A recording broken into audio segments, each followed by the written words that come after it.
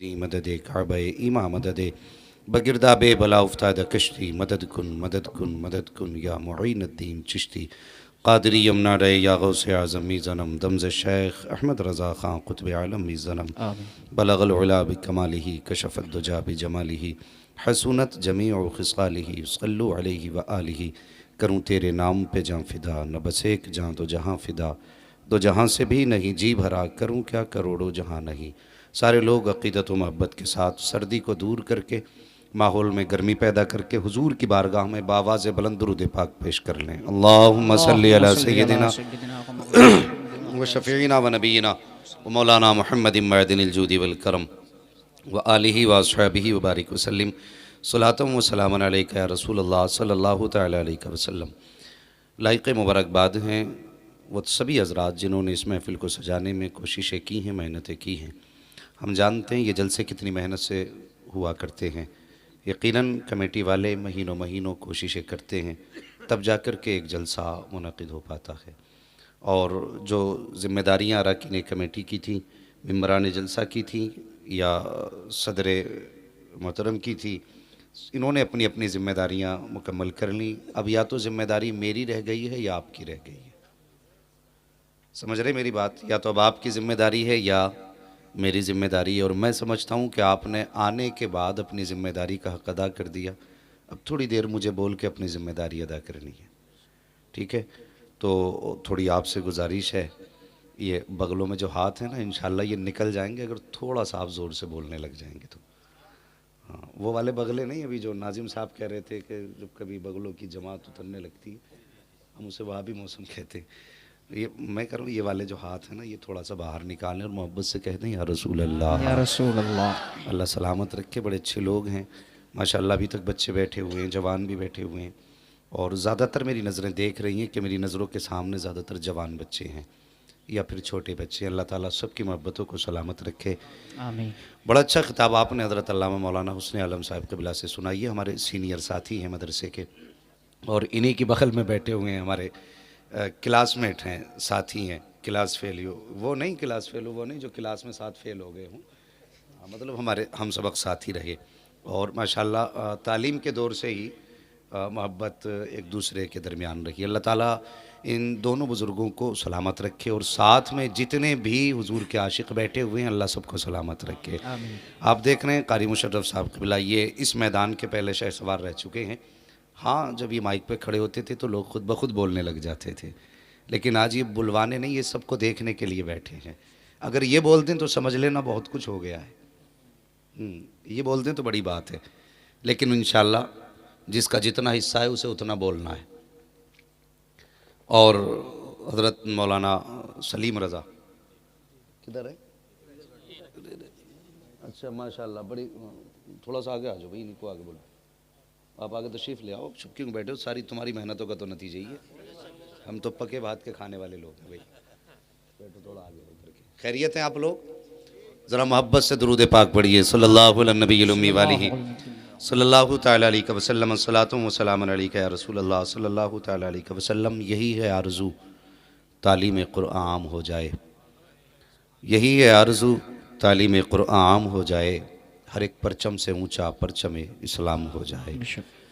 हर एक परचम से ऊंचा परचम इस्लाम हो जाए। और ये बात बहुत पहले कही गई थी कि मिटा दे अपनी हस्ती को अगर कुछ मर्तबा चाहे, कि दाना खाक में मिलकर गुले गुलजार होता है, कि दाना खाक में मिलकर गुले गुलजार होता है। और हज़ारों साल नरगिस अपनी बेनूरी पे रोती है, हज़ारों साल नरगिस अपनी बेनूरी पे रोती है। बड़ी मुश्किल से होता है चमन में दीदावर पैदा। लाइक़ मुबारकबाद हैं उस बच्चे के माँ बाप जिस बच्चे ने कुरान की दौलत को अपने सीने में महफूज किया। और हम सबसे ज़्यादा लाइक़ मुबारकबाद हैं ये आपके मोहसिन, आपके करम फरमा, जिन्होंने रातों रात मेहनत करके एक बच्चे को हाफिज़ कुरान बनाया है। और मैं अक्सर एक बात क़ारी साहब कहा करता हूँ, मैं ये बात अक्सर कहता हूँ और अक्सर तकरीरों में ये बात सुनने मिलेगी कि हक़ ब हक़दार रसद, जिसका जो हक़ हो मुफ्ती साहब उसे वो हक़ पहुँचना चाहिए। और हमारा मुआशरा भी बड़ा अजीब है, ये इंसाफ़ी मिंबर से लेकर नीचे तक की गई है। ये सिर्फ नीचे वालों का काम नहीं, ये ऊपर भी ये नाइंसाफ़ी की गई है। जो उस्ताज अपने बच्चों को 5 साल तक मेहनत करके हाफिज बनाता है, उसका ना तो स्टेज पे नाम दिखाई देता है ना इश्तिहार में। हाँ, हम 1 घंटे के लिए आए, किसी भी इश्तिहार में देख लेना इतना बड़ा नाम लोग डाल देते हैं। हमसे ज़्यादा इज्जत के हकदार ये हैं, हमसे ज़्यादा प्यार इनसे करो, इनसे हमसे ज़्यादा प्यार करो। इन्होंने रातों में उठ के आपके बच्चों को पढ़ाया, इन्होंने रातों में जाग जाग के आपके बच्चों को कुरान याद कराया। लेकिन हमारा मिजाज क्या है, हम चमकते को सलाम करते हैं। और यार ये चमक दमक कब तक, एक दिन तो सूरज को भी ज़वाल है। क्या तुमने चढ़ते सूरज को नहीं देखा?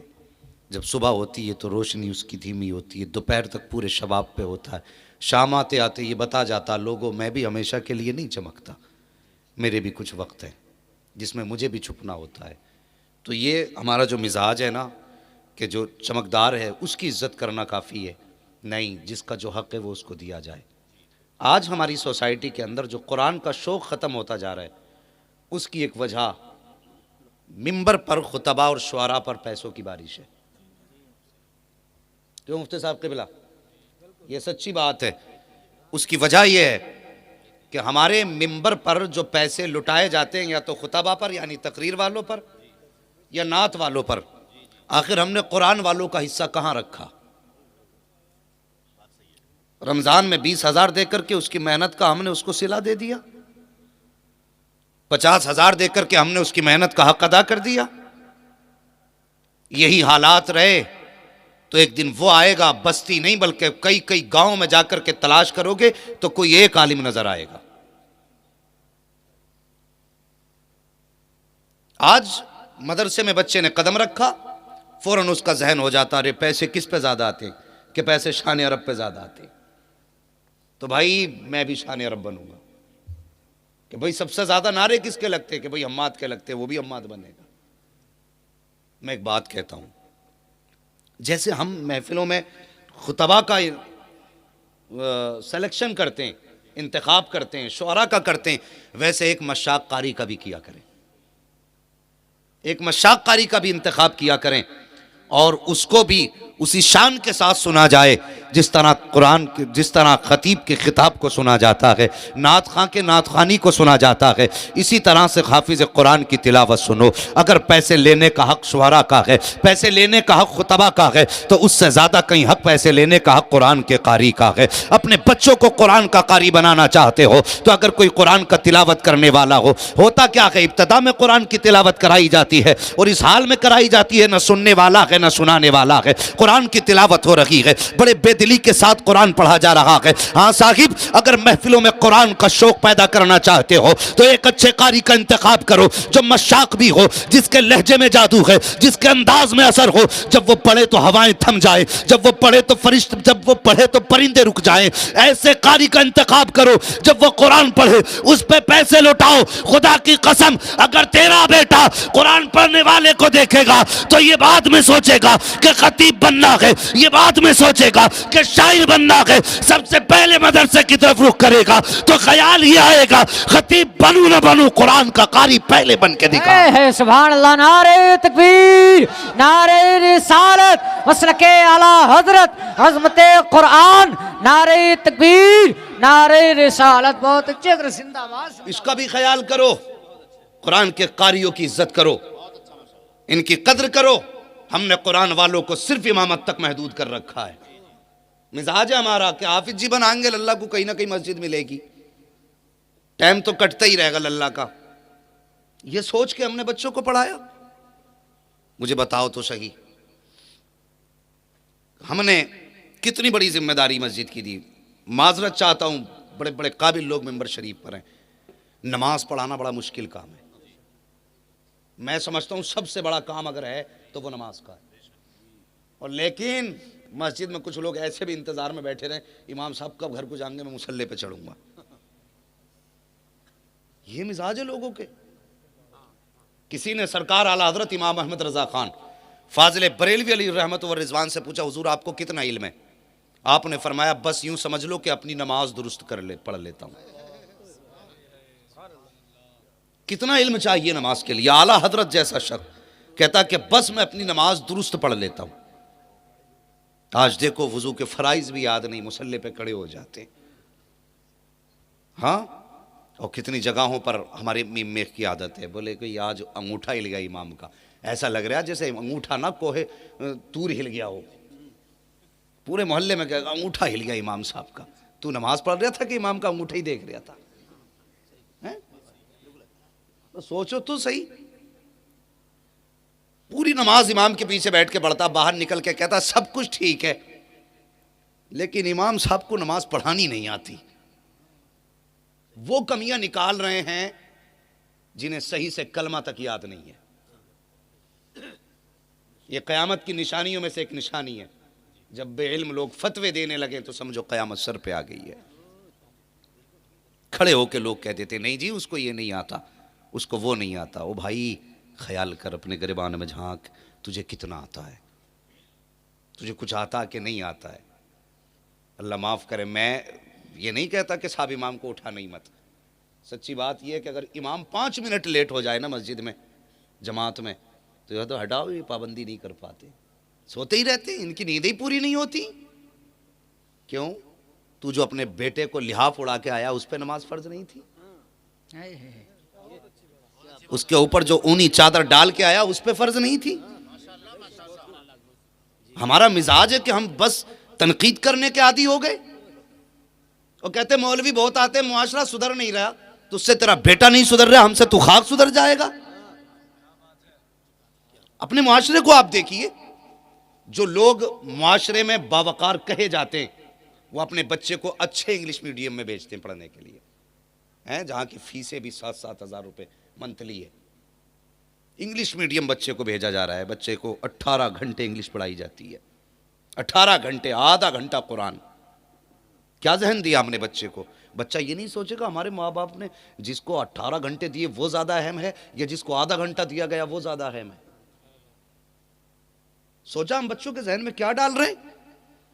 और बच्चा अगर आधे घंटे में 5 मिनट ताखीर से आए तो बाप फोन करके कहता मौलाना अभी तक बेटा नहीं आया, पता नहीं है स्कूल को लेट हो रहा है। ओ हया कर, शर्म कर, तूने बच्चे के जहन में क्या डाला कि कुरान की अहमियत नहीं है, कुरान का वक़ार नहीं है। और उसके बाद कहते हैं मौलाना बच्चे की गाली नहीं छूट रही है, बच्चा सुबह ही उठ के डांस करता, मुझे बता तो सही, 8 साल तूने बच्चे की परवरिश की है, 90 साल में मस्जिद में बच्चे को तूने भेजा है, मुझे बता तो सही 8 साल में तूने कितनी तब्दीली की है। तुझे क्या लगता है कि तेरी 18 साल की गफलत मौलवी 1 साल में इलाज कर देगा? जो तूने 8 साल तक तूने लापरवाही बरती है उसका मौलवी 5 दिन में इलाज कर देगा? और भाई बच्चों की परवरिश 10 साल के बाद नहीं होती है। हमारा इस्लाम हमें सिखाता है जब बच्चे माँ के शिकम में आ जाया करते हैं तभी से बच्चों की परवरिश का एहतमाम किया जाए। जब बच्चे माँ के शिकम में आ जाएं तो माओं की जिम्मेदारी है कि वो गाने ना सुना करें, बेवक्त सोया ना करें, फजूलियात में ना लगा करें। लेकिन बात क्या है बता तो सही, आज हम रिश्ते ही से बुनियाद गलत डाल देते हैं। जरा गौर करना प्यारे अंदाज बयां, मेरा बहुत शौक नहीं है, शायद के उतर जाए तेरे दिल में मेरी बात। जब किसी भी बच्चे का रिश्ता किया जाता है तो वो भी कहता मेरे बीवी को देखने के लिए मेरा खलेरा भाई जाएगा, मेरा फुपेरा भाई जाएगा। और भाई इनके लिए तो इस्लाम ने गुंजाइश ही नहीं रखी है। जिनको तू देखने के लिए भेज रहा है तेरे लिए गुंजाइश थी, वो भी इस हिसाब से थी कि ऐसे देखता कि देखने वाले को पता न चलता कैसे देखा गया है। अल्लाह अकबर, लेकिन खलेरे फुपेरे भेजे जाते हैं। जाओ लड़की को देख करके आओ। हिम्मत तो देखो, एक लड़की को देखने के लिए हमारे घर पे लोग आए, जब देखने के लिए आए औरतों को दिखा दिया गया, वो बच्ची गांव की थी, हमने दिखा दिया बुला करके अपने घर पे। तो लड़के कहने लगे अगर इजाजत हो तो हम भी देख लें। अल्लाह अकबर, इतना कहना था हमारे वालिद साहब को, आप जानते, जलाल आया फरमाया उठो और सीधे घर चले जाओ, अब देखना दिखाना नहीं, हम रिश्ता ही नहीं करते। और तुम्हारी नजरों की हया कहाँ चली गई? तुम कितने बेगैरत हो गए हो कि किसी की बेटी को देखने के लिए दूसरों को भेजा जाता है। और जब भेजने का ख्याल देखो लोगों का कैसे होता है, कहता अम्मा जी जरा गौर से देख के आना, उसकी आंखें नशीली हैं कि नहीं, उसकी चाल में जादू है कि नहीं, उसकी जुल्फे नागिन जैसी हैं कि नहीं, वो चलती है तो मोरनी लगती है कि नहीं। ऐसा लगता है बीवी देखने नहीं बल्कि चिड़िया घर में कोई जानवर देखने भेजा जा रहा है। तूने 1000 हुस्न बता के अपनी माँ को भेज दिया। और साकिब जब माँ को भेजा था माँ ने भी जाके खूब देखा, देखने के बाद आके कह दिया बेटे खूब अदाएं पाई गई हैं, आंखें शराबी भी हैं, उसकी चाल नशीली भी है, जुल्फे नागिन जैसी भी हैं, सब कुछ देख के आया।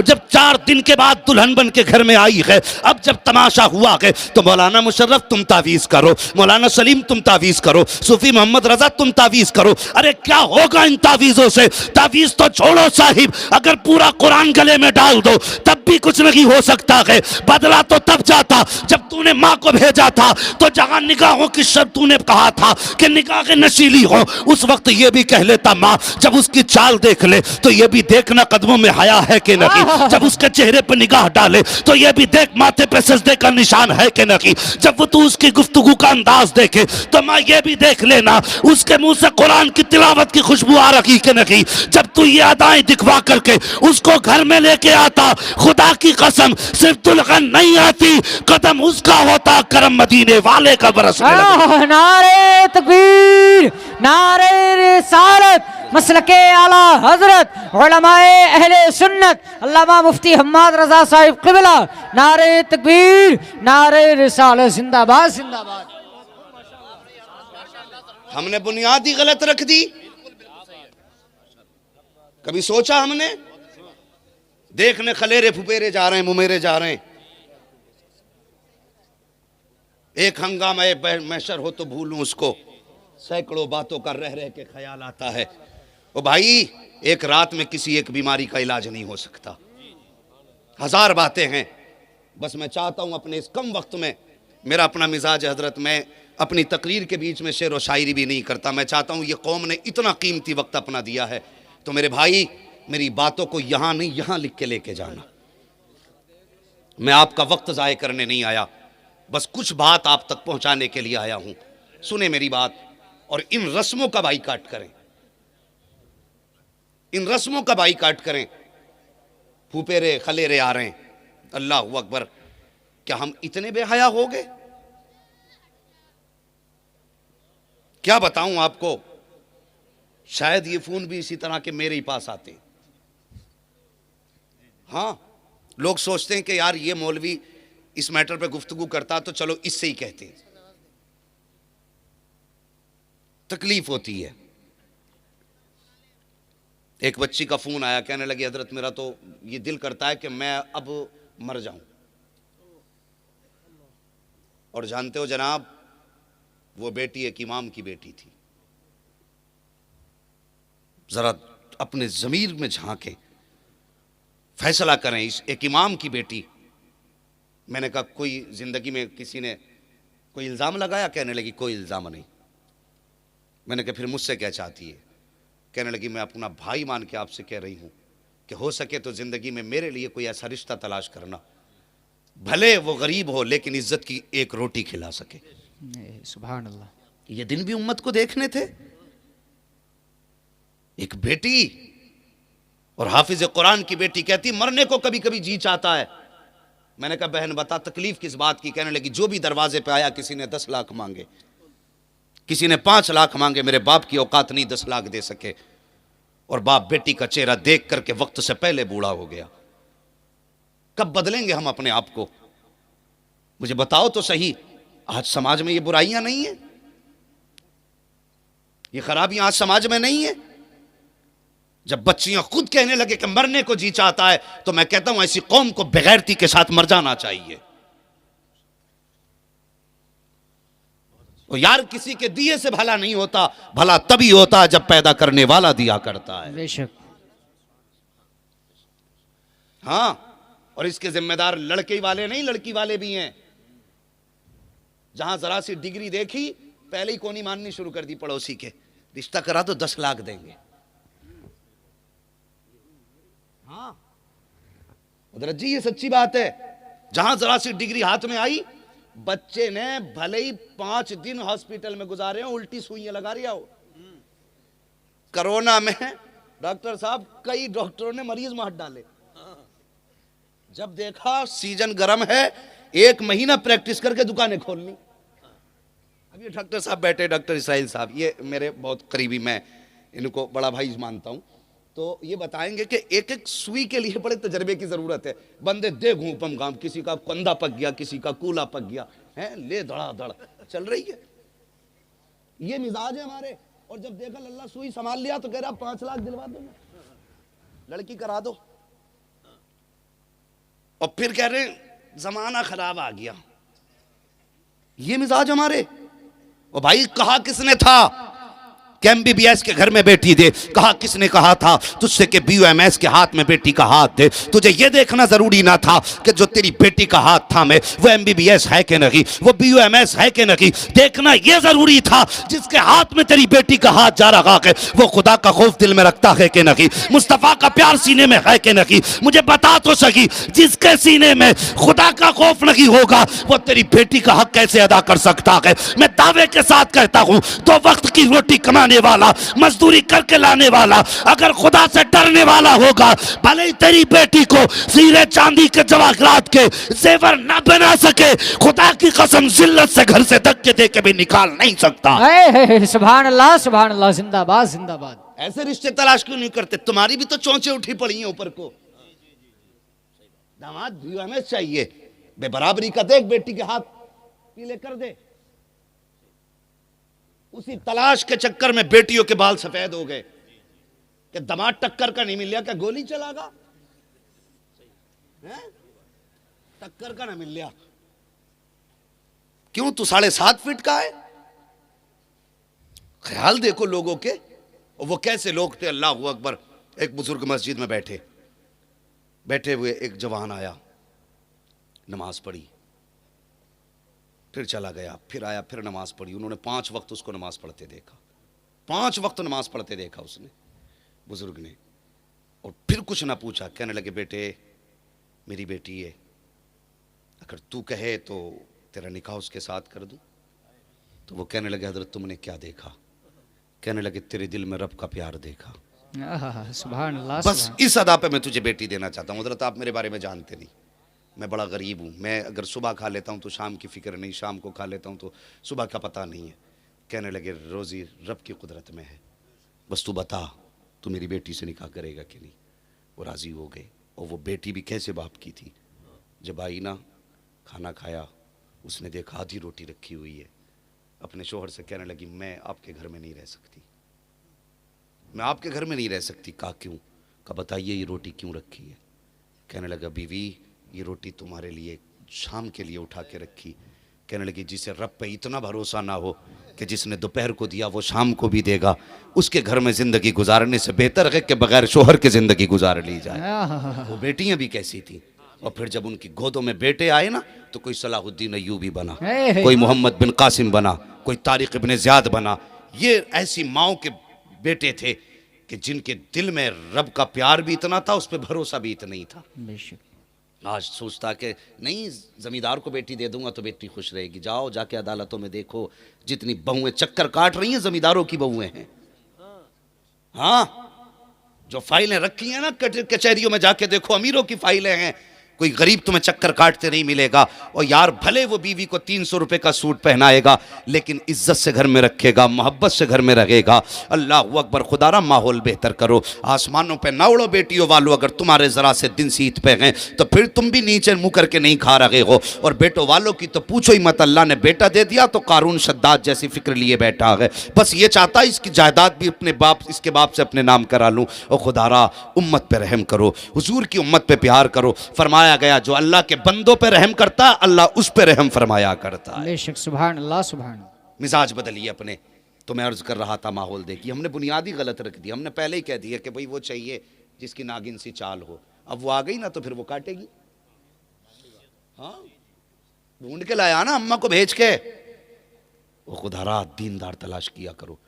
अगर ये आई हैं तो फिर जब इनको अब तो हजरत जी बड़ा माहौल ख़राब है, रिश्ता होने की देर नहीं होती, इतना बड़ा मोबाइल भेज दे, इतना बड़ा भेज रहे हैं कि प्रैक्टिस कर ले सही से चलाने की। वो खूब चला रही है उसे, क्या ज़रूरत है? और इसके नुकसानात आपको पता नहीं है। जवानों एक बात बता दूं तुम्हें मैं, और बुजुर्गों तुम भी सुनो, निकाह से पहले कभी बच्चों को रिश्ते वाले से बात करने की इजाज़त मत देना। ये बात सुनना मेरी जवानों, तुम भी सुनना इसका नुकसानात। ये मत सोचना हमारे अब्बा को समझा के गया ये बात ही नहीं करने देगा हमारी।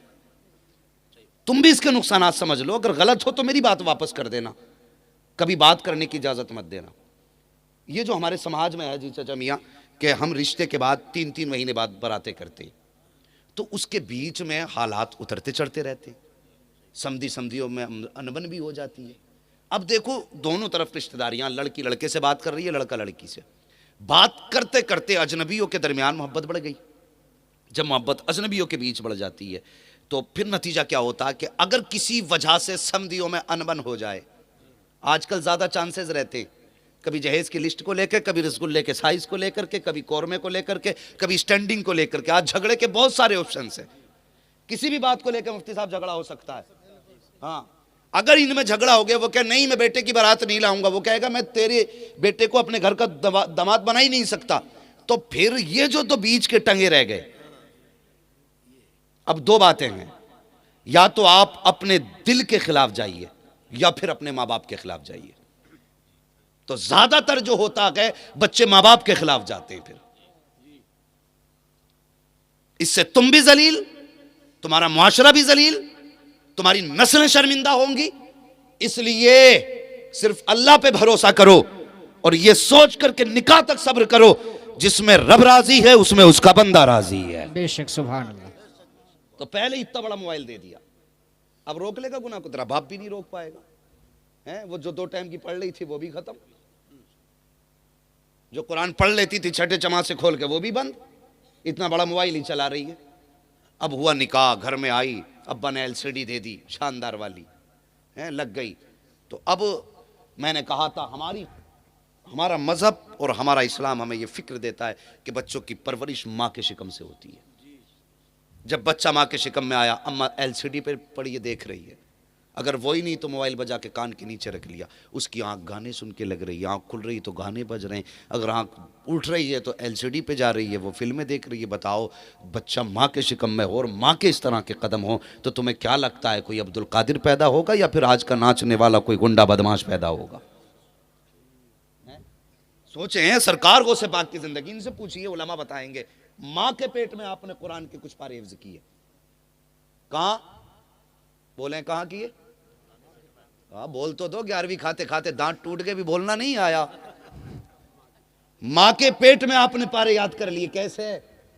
क्योंकि माँ के शिकम में बच्चा जब होता है तरबियत तभी से शुरू हो जाती है। और हमारी कौम सोचती है ना अभी तो लल्ला छोटा ही है, अम्मा कहती ना अभी 8 साल का ही तो हुआ, सुधर जाएगा। इनकी परवरिश का ख्याल शिकम से करो। और एक बात और बता दूं, हलाल रोजी का एहतमाम करो। आज के दौर में सबसे मुश्किल काम है रोजी को हलाल करके खाना। जिनकी खेतों में हो रही है वो उश्र नहीं दे रहे, जो बिजनेस में है वो ज़कात नहीं दे रहे, समझ रहे हैं? और जो दुकानदारी लिए बैठे हैं तो उनके बाट तोल लो जाके। एक दिन मुर्गा लेने चला गया, 1 किलो का 900 ग्राम निकला।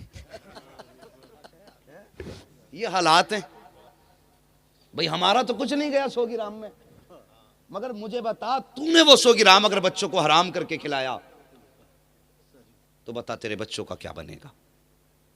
जदीद तहकीक के मुताबिक 80% जो बच्चे बिगड़ रहे हैं हराम रोजी की वजह से बिगड़ रहे हैं, 20% गलत सोसाइटी की वजह से। यह हमारे मुआशरे की सच्चाई है। खुदारा घरों में दीनदारी का माहौल पैदा करो, दीनदार बच्चियों के लिए अपने घर वालों की फरमाइश करो कि हमारे लिए दीनदार बेटी देख के आना, दीनदार बेटी देख करके आना। बड़ी तकलीफ होती है हजरत, एक खबर मिली अभी, कुछ एक घर के अंदर माँ बाप ने बेटी को गला दबा करके इसलिए मार दिया ताकि इसे जहेज न देना पड़े। कुरान कहता अपनी औलाद को मुफलिसी के डर से कत्ल ना करो। बताइए हम कहां हैं, किस जगह हैं हम, कहां जी रहे हैं हम? मैं राज को राज रखने की वजह से आपके सामने नाम नहीं ले रहा हूं, और यह हमारे इलाके से बहुत दूर की बात नहीं है, यह हमारे इलाके की बात है। शर्म आनी चाहिए। हम बेटियों को इसलिए कत्ल कर देते हैं कि इसकी वजह से हमें दौलत देनी पड़ेगी, इसकी वजह से हमें जहेज देना पड़ेगा। और तुझे क्या पता है, जब कोई बेटी घर में पैदा होती है अल्लाह फरमाता जा तू जमीन पे जा, मैं तेरे नसीब से तुझे भी दूंगा, तेरे सदके में तेरे माँ बाप को भी दूंगा। तुमने उसको कत्ल कर डाला जिसके सदके में अल्लाह तुम्हें रोजी दे रहा है, जिसके जरिए से खुदा तुम्हें रोजी दे रहा है, और तुम उसको सर पे बैठा के रखते हो, जिसका अपना मामला यह है कि जब बेटा पैदा होता है तो रब फरमाता जा अपने लिए भी कमा कमा, अपने माँ बाप के लिए भी कमा। हमारी ड्यूटी तो ये है कि माँ बाप के लिए भी कमाए, अपने लिए भी कमाए। लेकिन जब बेटी पैदा होती है, जिम्मा रब ले रहा है, तुम उसको कत्ल कर रहे हो और तुमने जाना नहीं है। बुजुर्गों ने फरमाया अगर तेरे घर में बेबरकती है, रोटी का इंतजाम नहीं है, कर्जा सर पे चढ़ गया है, आफतों ने दरवाजा घेर लिया है, फरमाया परेशान ना हो, अगर घर के अंदर बेटी मौजूद है, मुसल्ला बिछा दे, 2 रकात नमाज अदा कर, उसके बाद बेटी को आगे बैठा और यूं हाथ उठा कि या अल्लाह इस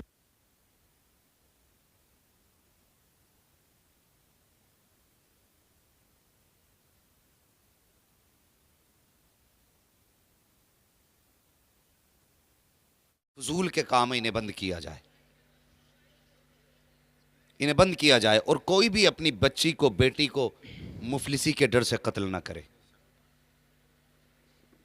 ये जो तजर्बाकार लोग हैं अच्छी तरह जानते हैं कि जब बेटियां जवान होती हैं, बाप को फिक्र ज़रूर लगती है कि मेरी बेटी रुखसत कैसे होगी। रिश्ता हो जाए तो बाप टेंशन में आ जाता है कि इसकी बारात का इंतज़ाम, ये जहेज़ कैसे करना है। जब शादी हो जाए फिर उससे पूछो, वो कहता पता ही नहीं चला कि निकाह कैसे हो गया। ये सारे इंतजामात रब करता है। बेशक। कभी भी बेटी से ये सोच के नफरत ना करना कि ये हमारी जायदाद लेके जाएगी, हमारा माल लेके जाएगी। हमेशा बेटियों को प्यार दो। ओ यार ये 18 साल की मेहमान है, 18 साल की मेहमान है, 18 साल के बाद ये फिर नहीं आनी है, फिर ये अपने घर चली जाएंगे। तुम्हारे साथ इनके 18 साल जो गुजरने हैं ये मोहब्बत से गुजारें, नफरतें कायम न करें। और बेटियों को भी तालीम करें, बेटी हमने सूखे लुक़मे खाए हैं लेकिन कभी तुम्हें नंगे सर घर से बाहर निकलने पे मजबूर न किया। हमने लोगों की मजदूरियां की हैं लेकिन कभी तुमसे किसी के घर में बर्तन नहीं धुलवाए। 18 साल हमारे घर में तुमने सुख की सांस ली है। बेटी कभी ज़िंदगी में ऐसा कदम ना उठा देना जिसकी वजह से तुम्हारा बाप सोसाइटी में किसी को अपना चेहरा ना दिखा सके। ये भी बेटियों को तालीम दो, बेटियों को ये तरबियत करो उनकी। अभी कल की न्यूज़ है जो केरला के अंदर हुआ, बच्चियों को, नकाब वाली बच्चियों को स्कूल के अंदर जाने नहीं दिया गया। उसकी वजह क्या थी?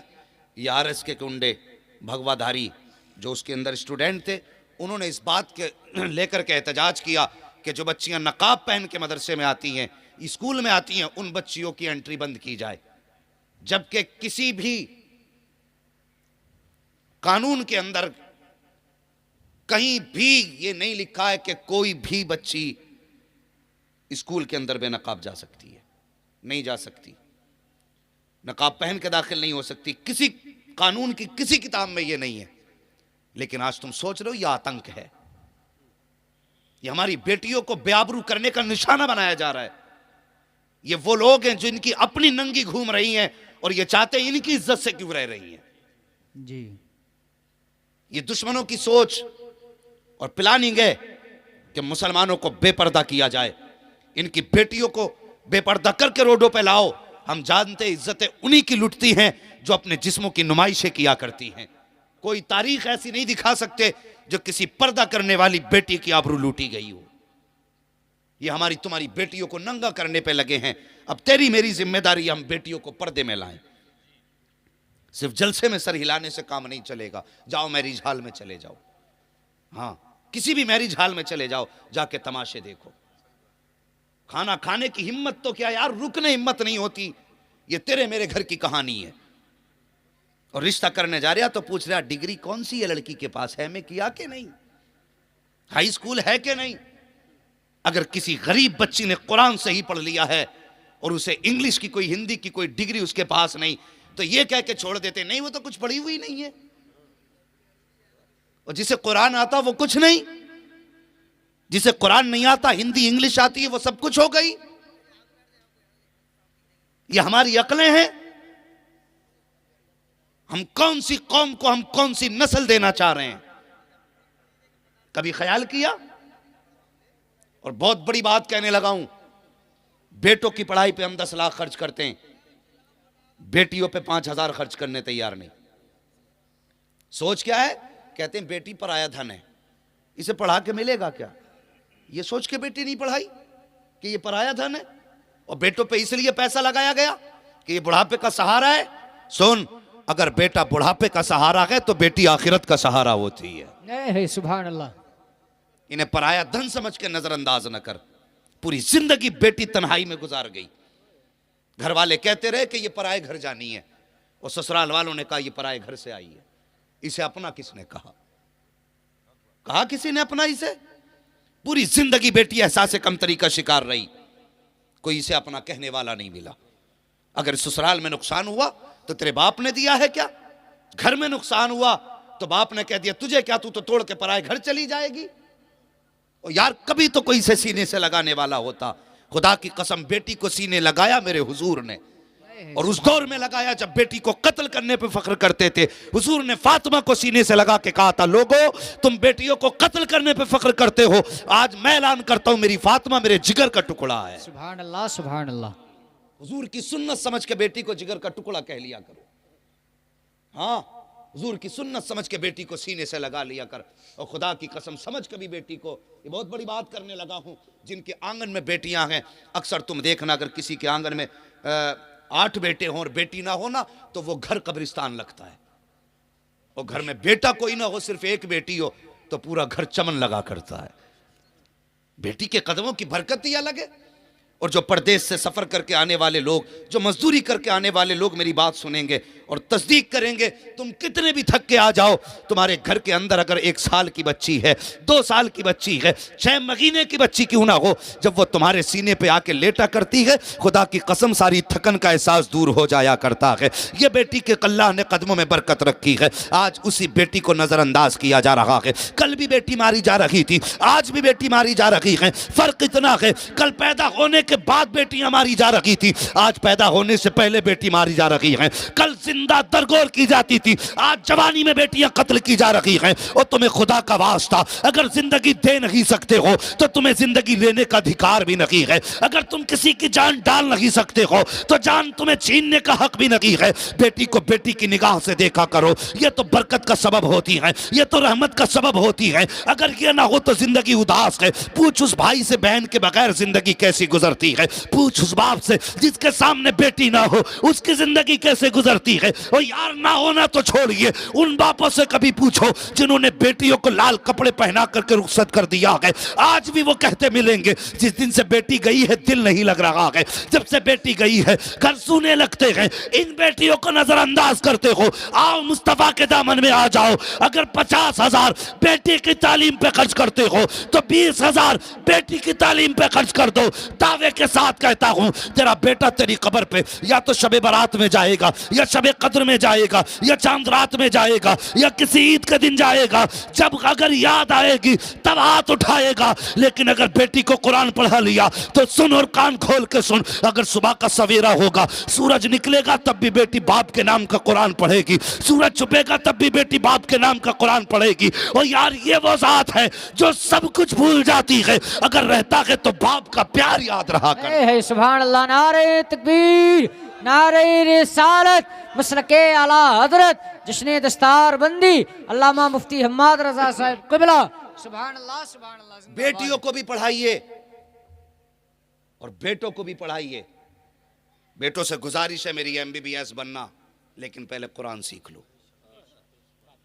और मैं कहता हूं भाई, जिसने एक बेटे को वकील बनाया, जज बनाया और डॉक्टर बनाया, बड़ी बड़ी 4 बेटों को 4 डिग्रियां दे के चला गया और ऐसी कब्र में जाके लेट गया, मैं कहता हूं सबसे बड़ी बेगैरती की मौत मरा है। हाँ, गलत नहीं कहता। मिजाज देखो, डॉक्टर साहब बैठे हुए हैं, ये तस्दीक करें इस बात की, जो लोग ICU में पड़े होते हैं उनकी मौत बड़ी मायूसी की होती है। अब तो मिजाज हो गया, सांसें बंद हो गई, फिर भी ICU में कोई लेके भाग रहा, मरे हुए को लेके जा रहे हैं, कोई जान डाल दे। ओ भाई मैं एक बात कहता हूं, अगर लगे ना कि ये बचने वाला नहीं है तो ICU में लेके ना जा, अपने घर में लेटा ले। खुदा की कसम, जो शिफा रब ने कुरान में रखी है ना, वो किसी इंजेक्शन में नहीं रखी है। बेशक। हाँ, दवा भी कर सकते हैं आप, लेकिन मैं कहता हूं अगर तुम जिंदगी से मायूस हो तो MBBS के पास ICU में भर्ती ना करो। वरना सुनो, जिस चादर पे लेटा वो चादर नापाक, जिस बिस्तर पे लेटा वो बिस्तर नापाक, जो उसे कपड़े पहनाए गए वो कपड़े नापाक, जो दवाई उसे लगाई गई वो दवा नापाक, जितने कंपाउंडर और नर्सें वहां खड़ी हैं सब की सब नापाक हैं। बता तो सही, रहमत के फरिश्ते आएंगे तो कहाँ आएंगे? वो मरेगा तो सांसें कैसे निकलेंगी? उस वक्त देखो बंदा आईसीयू में है, रिश्तेदारों के हालात देखो, कोई हाथ में जूस की थैली लटका के लेके जा रहा है और उसके मुंह पे ऑक्सीजन लगा के, कोई सेब लेके जा रहा है, कोई केले लेके जा रहा है। अब वो आईसीयू में बेबसी की जिंदगी जी रहा है, आंख से आंसू बह रहे हैं। तुमने आईसीयू वालों को देखा होगा कि गर्दन तक नहीं हिला सकते लेकिन आंख से आंसू बहते हैं। तो कभी सोचा ये क्यों रो रहा है? इसके आंख से आंसू की वजह क्या है? क्यों रोया, क्यों आंख से पानी आया? ये मर्ज की वजह से नहीं आया प्यारे, ये तेरे हाथ में जूस की थैली देख के रो दिया है, ये तेरे हाथ में सेब देख के रो दिया है, ये तेरे हाथ के फल देख के रो दिया है। इसलिए नहीं रोया कि मैं इन्हें खा नहीं सकता, इसलिए नहीं रोया कि मैं इन्हें पी नहीं सकता, ये इसलिए रोया है काश कोई इनमें से फल की जगह मेरे लिए कुरान की तिलावत लेके आ जाता, कोई इनमें से जूस की जगह सूरह यासीन का तोहफा लेके आ जाता, काश कोई इनमें से केलों की जगह मेरे लिए सूरह मुल्क लेके आ जाता। वो कहता है काश अगर ऐसा हो जाता, ये कुरान लेके आ जाते, अगर सुख से जी नहीं सकता था कम से कम सुकून से इज्जत की मौत तो मर सकता था। सुभान अल्लाह, जिंदाबाद जिंदाबाद। खुदारा अपने घर में कुरान का एक पौधा लगा लो, एक पौधा कुरान का लगा लो। ये कोई नर्सरी में पौधा नहीं मिलेगा। मौलवी साहब से पूछेंगे कुरान वाला पौधा कौन सा था? कुरान के पौधे से मुराद ये अपने कम से कम एक बेटे को कुरान का कारी बना लो ताकि तुम बेबसी की मौत न मर सको, मायूसी की मौत न मर सको। जब तुम्हारी सांसें अटकने लगे तो कोई इमाम साहब को तलाश करने ना भागे, मोहल्ले के हाफिज को तलाश न करे। सांसें तेरी अटकने लगे, बेटा आके के अब्बा उदास ना हो, जो कुरान तूने सिखाया था इसी दिन के लिए सिखाया था, परेशान क्यों होता कि तलाश की ज़रूरत नहीं है। अब्बा जी तेरा बेटा कुरान पढ़ के सुनाएगा। अल्लाह अकबर। जब इस शान से बेटे कुरान पढ़ते हैं ना, फिर ज़िंदगी देखो, बाप बेबसी की मौत नहीं पड़ता मरता, बल्कि इधर बेटे के लब पे कुरान होता है, उधर उसके जिस्म से आसानी से जान निकल जाया करती है। सुभान अल्लाह, सुभान अल्लाह। और एक बात और कह दूँ, ये देखने में छोटे मोटे लग रहे हैं आपको, और कभी ये मत सोचना सिंगल पिस्टन का आदमी है तो काम भी सिंगल ही करेगा। हाँ हमारे ही जैसे हैं, हम इनके जैसे हैं, हम भी कोई 30 मारखा नहीं है।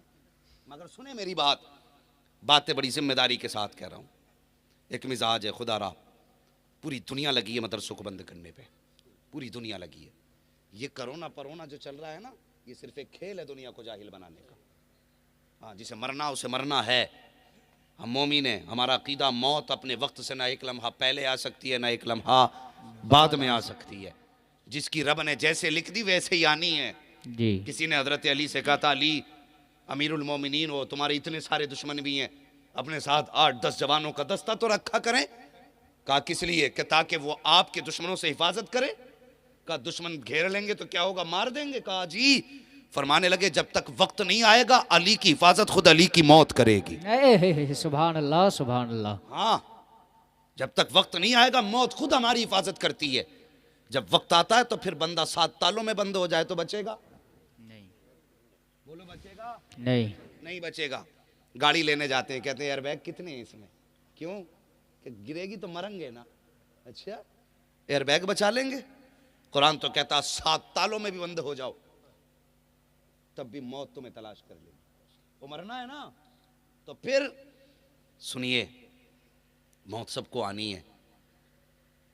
इंतकाल होता है, कहते साहब फलां साहब को बुलाओ नमाज जनाजा के लिए, फलां साहब को बुलाओ नमाज जनाजा के लिए। अकीदत है आपकी, आपने किसी को भी आवाज़ दे दी, लेकिन सच बताओ, बात कड़वी है लेकिन सच्ची है।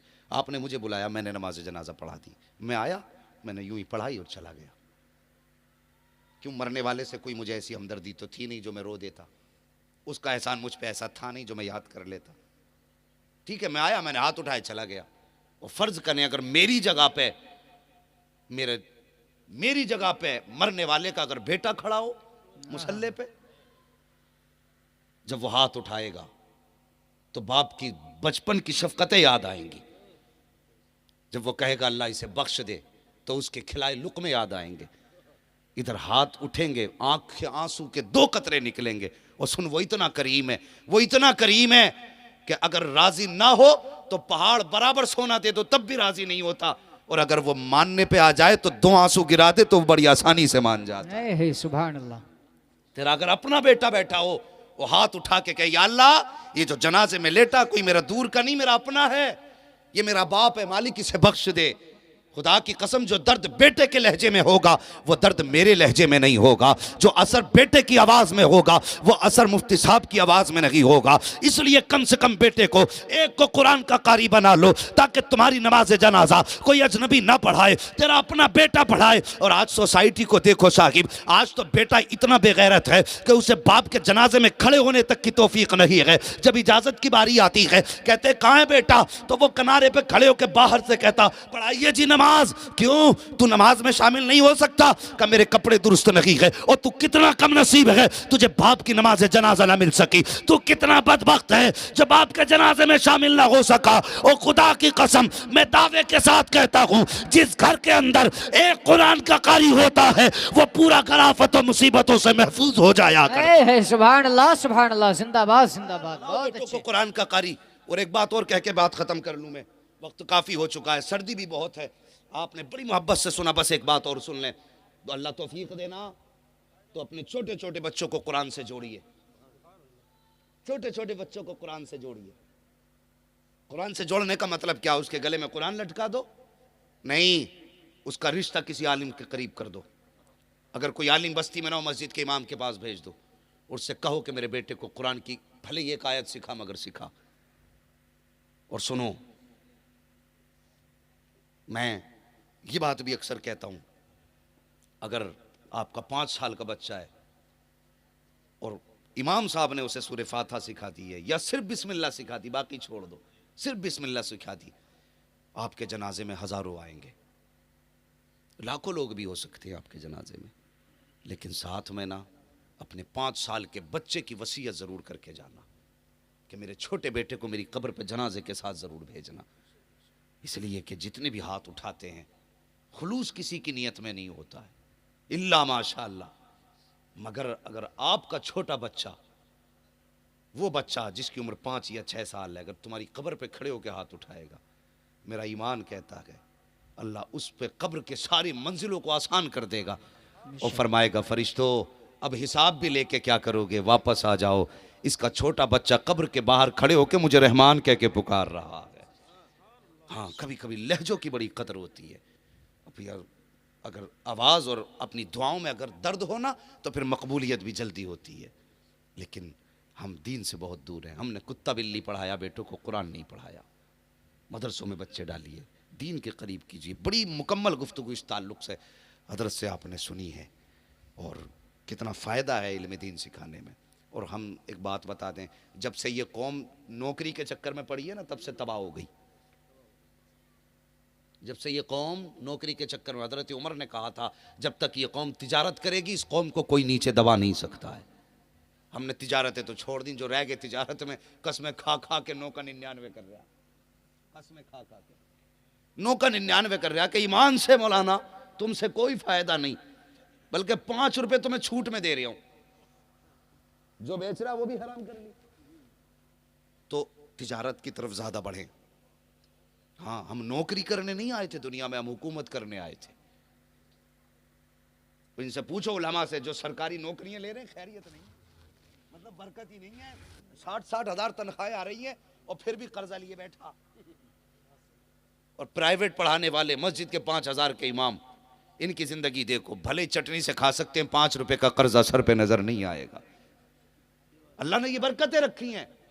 तो हम यहां नौकरी करने नहीं आए थे, हम यहां हुकूमत करने आए थे। कोशिश करें तिजारत की तरफ ज्यादा बढ़ें और अपने आप को तिजारत की तरफ लेके जाएं। बिजनेस आप आगे करें, लेकिन धोखा दे के नहीं। अगर कोई 1 किलो ले रहा, 900 ग्राम नहीं तोलेंगे। बोलो इंशाअल्लाह नहीं तोलेंगे। इंशाअल्लाह। बोल नहीं रहे क्या बात? कि 1 किलो में पूरा 1 किलो तोलेंगे इंशाअल्लाह। बोलो इंशाअल्लाह। हाँ, और दुकान पे चले जाओ ना, अभी पीपल्स खाने में इतनी लाइटें जला गए, कपड़ा दी गई है तो पहले लाइटें जला रही क्या मसला है भाई, पहले लाइटें जला रहा। अब गांव का आदमी बेचारा रेट देख के कपड़े की कदर जानता। अब तजर्बाकार लोग कहाँ के कपड़ा देख के रेट जाने। वो तजर्बाकार लोग थे जो छू के बताते थे ये इतने का होगा। अब रेट पूछ के कह रहे हैं ना कितने का, ना 1100 का, ना अब अच्छा है। तो वो उन्होंने भी बल्ब लगा लिए खूब, बहुत से ले अब तो कहाँ तक अच्छा ना बतागा, अब तो बता गई। और लिख दिया भैया हाजा मिन फजल रब्बी, बड़ा बड़ा लिख दिया। सब लूट खसोट चल रही है। खुदारा जायज़ लें। लॉकडाउन हुआ, कुछ लोगों की खसलतें सामने आई, क्या क्या हरकतें न की लोगों ने। इतनी हरकतें लोगों ने की कि रोक के रख लिया सामान कि अभी महंगाई बढ़ेगी तो बेचेंगे। हाँ, रोक के रख लिया तो बेचेंगे। ओ भाई, अल्लाह के बंदों पे रहम किया करो, रहम किया करो अल्लाह के बंदों पे। एक बात और बता दूं, मैयतें तो सभी के आगे पीछे हो रही हैं कि नहीं हो रही हैं? हो रही हैं। नहीं कोई ऐसा घर है तुम्हारे गांव में जिसमें से कभी जनाजा ही ना उठाओ है? ये ना कहे कोई कहे मैंने अभी बनाया 6 महीने में कोई ना मरा अभी तक। 6 महीने पहले का घर पूछ लूंगा फिर। हर घर से कोई ना कोई जनाजा उठा है। हमारी कौम का हाल देखो, जैसी अब्बा मरे ये भागा पिबलसाने को, टोपी वालों की दुकान पे पेटी दे दो। क्या करेगा? अब्बा खत्म हो गए, क्या करेगा? मस्जिद में रखनी है जाके, हैं? लिख दिया अब्बा का नाम उस पर। क्यों लिख गया भाई? ताकि कोई पढ़े, इसका सवाब अब्बा को मिले। कभी मस्जिद में जाके देखो, इतनी पेटियां रखी हैं कि रखे रखे गल गई। आज भी पेटी लिए जा रहा है, मुसल्ले की जगह कम पड़ गई, पेटियां भर गई। पेटी पेटी पेटी पेटी। कितने कुरान ऐसे हैं कि जिनको रखे रखे महीने गुजर गए, कोई खोलने वाला नहीं है। कितनी पेटियों को सालों साल गुजर गए, आज कोई खोलने वाला नहीं है। इस नियत से जाके रखी थी पेटी ताकि कोई पढ़ेगा उसका सवाब अब्बा को मिलेगा। ओ भाई, अगर सवाब ही पहुंचाना चाहता है तो इसाले सवाब का सबसे आसान तरीका यह है कि अगर तेरे घर के अंदर कोई मैयत पड़ी है, बाप को दफन करके आ, सीधा मदरसे के मोहतमिम के पास आ और उससे आके पूछ, बता कुरान पढ़ने वाले कहाँ बैठ के पढ़ा करते हैं? जिस जगह बैठ कर कि ये पढ़ने वाले पढ़ा करते हैं उस जगह को अपनी आंखों से जाके देख। अगर पंखे का इंतजाम ना हो तो बाप के इसाले सवाब के लिए एक पंखा लगवा दे। अगर ये पानी नल का पीते हैं, गर्मी में फ्रिज का इंतजाम ना हो तो बाप के इसाले सवाब के लिए एक फ्रिज का एहतमाम कर दे। अगर तूने देखा बच्चों को जा करके कि सर्दी के मौसम में ठंडे बिस्तर पे बैठ के पढ़ रहे हैं, बाप के इसाले सवाब के लिए गर्म गद्दा ला करके दे दे। किसी बच्चे को गर्म रजाई का इंतजाम कर दे। और तू ये समझता है कि कुरान की पेटी मस्जिद में पहुंचा दोगे बाप की बख्शिश के लिए काफी होगा? सवाब तभी मिलेगा जब कोई पढ़ेगा।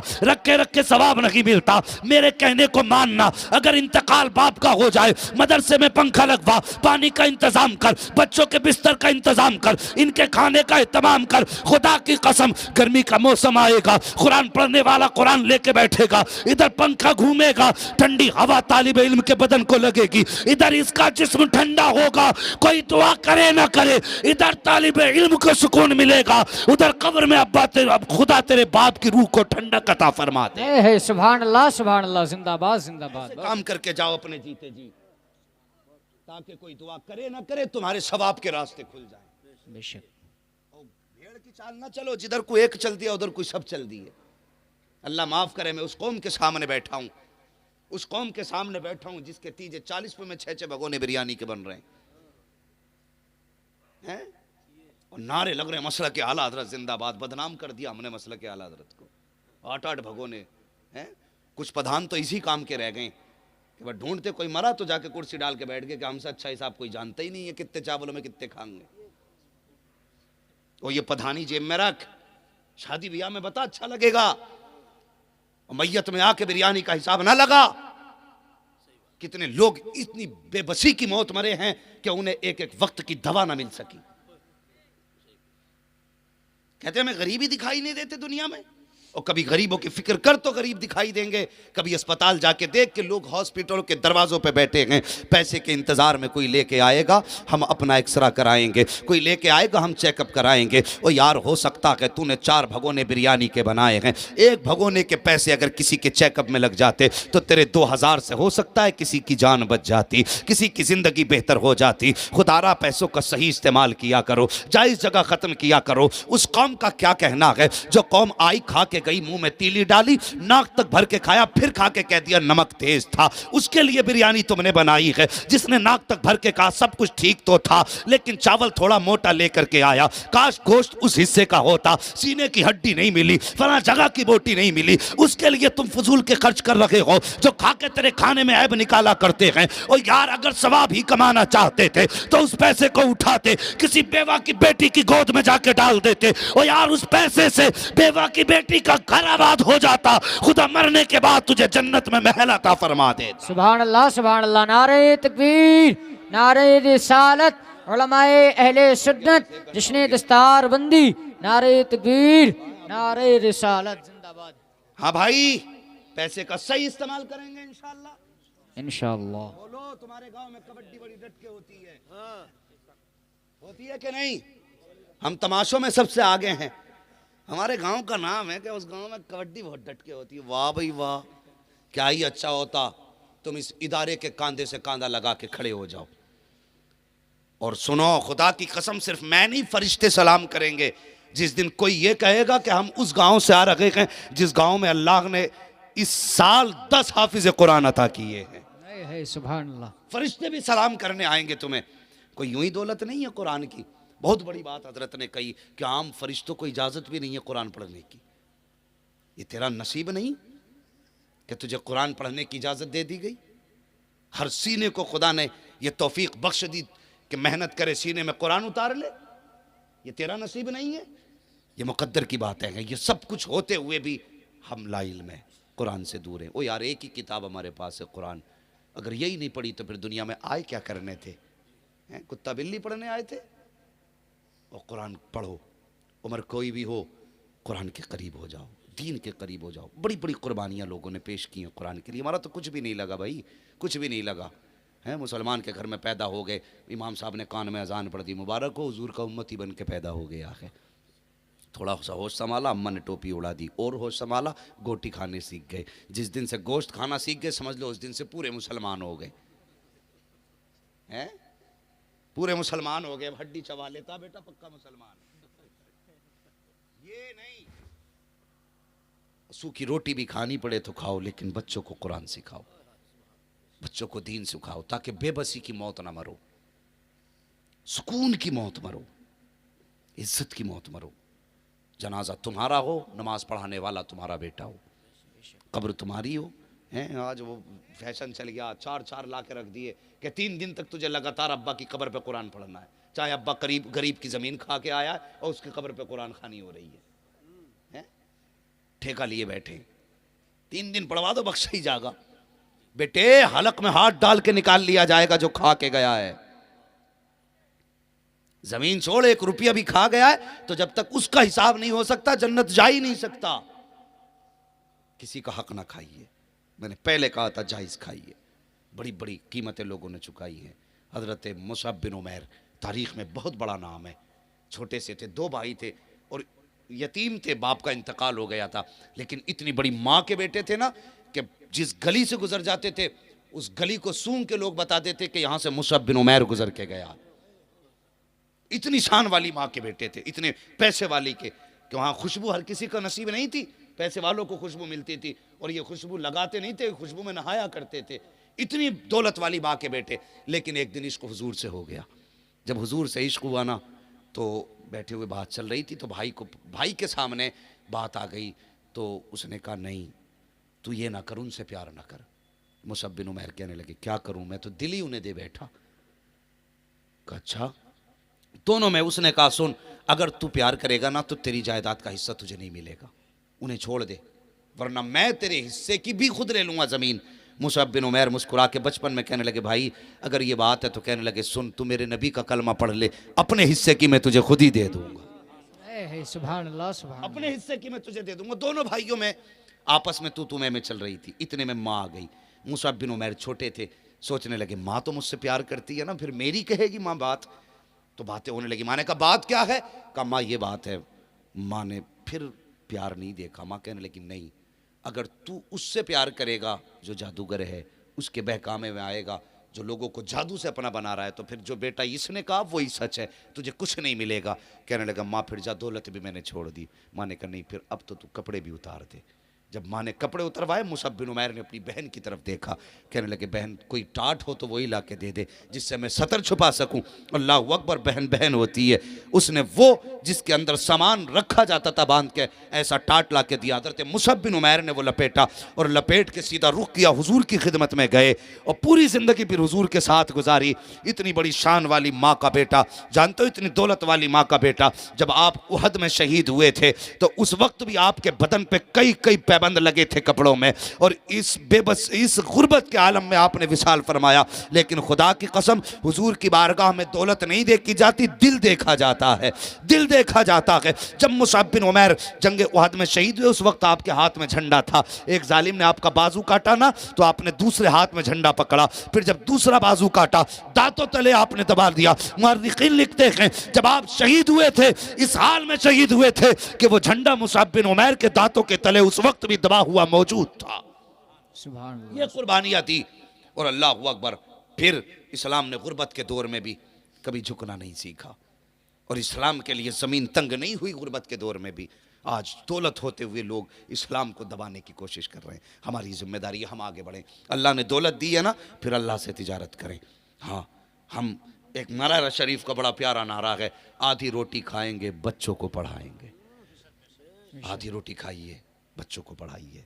मैं उन बापों से गुजारिश करूंगा जो 10-10 साल के बच्चों से मजदूरियां करवा के 200-200 रुपये खा के ये सोचते हैं कि हम अमीर हो जाएंगे। ना, इनके मुस्तकबिल को इतना सस्ता ना समझो। 200 रुपये में ना बेचो, 200 रुपये में ना बेचो। तू अगर 10,000 महीने के बच्चे से कमवा भी लेगा तो मरने के बाद ना तेरी खबर पे ये ठोकर मार के कहेगा, काश तूने कमाई ना कराई होती, हमारे हाथ में कलम दे दिया होता। आप लायक बाप बनिए। सिर्फ औलाद की जिम्मेदारी नहीं अब्बा की जूतियां उठाए, अब्बा की भी जिम्मेदारी है कि औलाद को किसी लायक बनाए।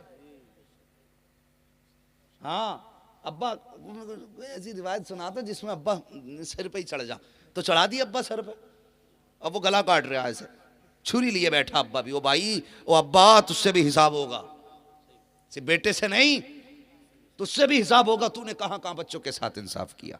खुदारा मेहरबानी करें, आप अपनी जिम्मेदारी निभाएं, खुद मजदूरी कर लें, लेकिन बच्चों को पढ़ाइए। कौमें वही कामयाब होती हैं जिनके हाथों में कलम होता है। कभी पत्थरों से कोई कामयाब नहीं हुआ, हाथ में बंदूकें और लाठी लेने से कामयाब नहीं हुआ। आज जो तुम देख रहे हो ना दुनिया में माहौल, जो ये लाठी बंदूकें लेके खड़े, एक दिन ये खून के आंसू रोएंगे और इंशाअल्लाह हमारी कौम सबसे आगे नजर आएगी। बेशक। लेकिन शर्त है हमें पढ़ना होगा। जो पैसे तमाशे कबड्डी कव्वालियों पे लुटाते हो, वो पैसे हमें तालीम पे लगाने। बोलो इंशाअल्लाह। बच्चों की तालीम पे वो पैसा लगाइए। अगर तुम्हारे गांव में कोई होनहार तालिब इल्म में बच्चा है, उसके पास पैसा नहीं है, तो गांव वाले चंदा करके उसे आगे बढ़ाएं, पढ़ाएं, उसके मुस्तकबिल को चमकाएं। अगर गांव का एक बंदा कलम वाला हो गया ना, कम से कम गांव की तो हिफाजत कर सकेगा वो। हर गांव में एक कलम वाला हो तो गांव की हिफाजत होगी, और जब हर घर में कलम वाला होगा, खुदा की कसम पूरी कौम की हिफाजत हो जाएगी। जरूरी है कलम हाथ में लें, आगे बढ़ें। ये मदारिस हमारे हमें आगे बढ़ाने की तलकीन देते हैं। और सुने, ये मत समझना मदरसे वाले इमामतों तक रहते हैं। पूछो मुफ्ती साहब क़िबला से, मौलाना हुस्न आलम साहब क़िबला से, इनसे पूछिए हमारे कितने साथी कुछ यूनिवर्सिटीज़ के अंदर जो है प्रोफेसर बने हुए, आज लेक्चर आ रहे हैं, पढ़ा रहे हैं वो। हाँ, हमारे कुछ साथी प्रोफेसर हैं, लेक्चर आ रहे हैं, वहाँ पे लेक्चर दे रहे हैं, पढ़ा रहे हैं, क्लास अटेंड कर रहे हैं, मदरसों के पढ़े हुए। ये मदरसे बच्चों को ना तो बुज़दिल बनाते हैं और ना ही नाकारा बनाते हैं। जिसने मदरसे में 6 महीने रोटी खा ली ना, फिर भी उसका दिमाग किसी वकील से कम नहीं चलता है। ये उसकी रोटियों की बरकत है। और जिसकी जिंदगी मदरसे में गुजरी होगी, सोचो वो फिर कितनी तरक्की करने वाला होगा। बच्चों को पढ़ाएं, दीन के करीब करें, करेंगे इंशाअल्लाह। कुल हल यस्तविल्लज़ीना यअलमून वल्लज़ीना ला यअलमून। महबूब आप फरमा दीजिए कि जानने वाले और ना जानने वाले ये बराबर तो हो ही नहीं सकते। तो कभी भी किसी आलिम की बराबरी ना करें, किसी कुरान वाले को छोटा ना समझें। ये ना हमारा बोता तो मार दिया थप्पड़ हाफिज जी के, ना, तुझे पता नहीं बेटे, इसके सीने में वो दौलत है कि सारी दुनिया की दौलत एक पल्ले में रखो, और इसके सीने में जो पूरी दौलत है उसका एक टुकड़ा उठा के दूसरे पल्ले में रखो, तो दुनिया की सारी दौलत मिलकर के इसकी एक आयत का मुकाबला नहीं कर सकती। बेशक, सुभान। इज्जत करें, हाफिज़ों की इज्जत करें, उलमा की इज्जत करें। जैसा आपकी नीयत होगी अल्लाह वैसी बरकत अता फरमाएगा। और जिनका काम ही है ना मौलवियों में मीम मेख करना। अभी बैठा था जहाँ पे रिश्ते में गए थे ना, तो 4 लोग बातें कर रहे थे, मौलवियों की चित भी अपनी पट भी अपनी। और बुड्ढे ही बुड्ढे थे। मैंने कहा भाई ज़्यादा ही दिल जला दिखा है। मेरी तबीयत थोड़ी ऐसी थी, मैं लेटा था, उन्हें पता नहीं यहाँ कोई मौलवी लेटा है। कि बुड्ढे बुड्ढे कह रहे मौलवियों की चित भी अपनी पट भी अपनी है भाई। तो वो कह रहा हाँ सही कही। बोले एक बात मैं बताऊं, तो वो बता रहा, कह रहा बारिश होने लगी जलसे में, तो मौलाना कहने लगे कहाँ जा रहे हो अल्लाह की रहमत छोड़ के, ये रहमत है अल्लाह की। क्या मजदूर था बैठ गया, कहने लगा एक दिन बारिश हुई, मौलाना तेज तेज जाल लगे उठ के, उसी मजदूर ने कह दिया तुम कहाँ जा रहे हो रहमत छोड़ के। तो कहने लगे मैं इसलिए जा रहा हूँ, नादान देखता नहीं अल्लाह की रहमत मेरे पैरों पे गिर रही है। तो कहने लगा मौलवियों की चित भी अपनी पट भी अपनी। नहीं भाई सुने, कभी किसी एक शख्स को लेकर के पूरी जमात को गाली ना दे, और कभी ख्याल भी मत करना, ये सोचना भी मत। मैंने उनकी नस्लें तबाह देखी हैं जिसने इल्म और उलमा की मुखालफत की है। अगर चाहते हो दुनिया और आखिरत बेहतर हो तो कुरान वालों से प्यार करो, इल्म वालों से प्यार करो, खुदा की कसम दुनिया भी बेहतर होगी, आखिरत भी बेहतर हो जाएगी।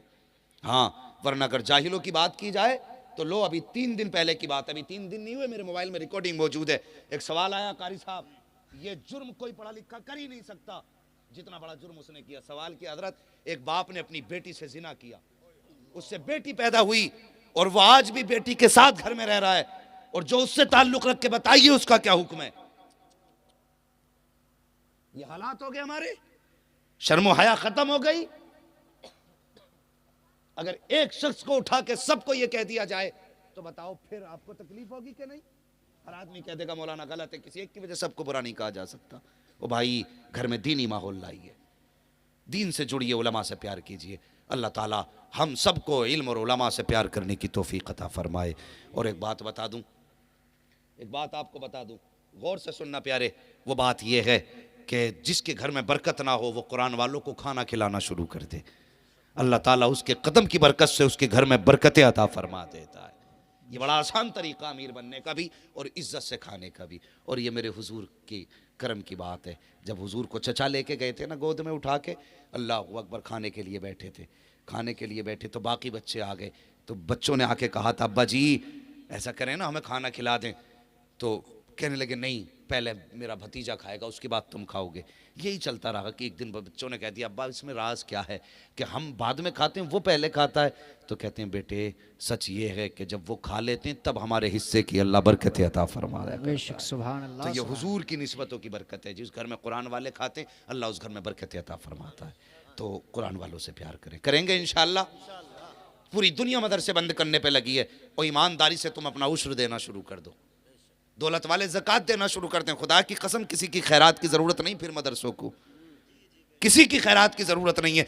तुम्हारा जो तुम पे हक है वो देना शुरू कर दो, दुनिया हैरत से देखेगी। हमने बंद करने की कोशिशें बहुत की, हर साल इस गांव में 5 हाफिज़ कुरान तैयार हो रहे हैं। सुभान अल्लाह सुभान। करेंगे ताबुल मदारिस का इंशाअल्लाह इंशाअल्लाह। हाँ, काम करने वालों, मजदूरी करने वालों, अपनी कमाई में से महीने में 8 दिन में कुछ हिस्सा मुकर्रर कर लो, हमें 8 दिन में 100 रुपये रसूलुल्लाह के घर में देने।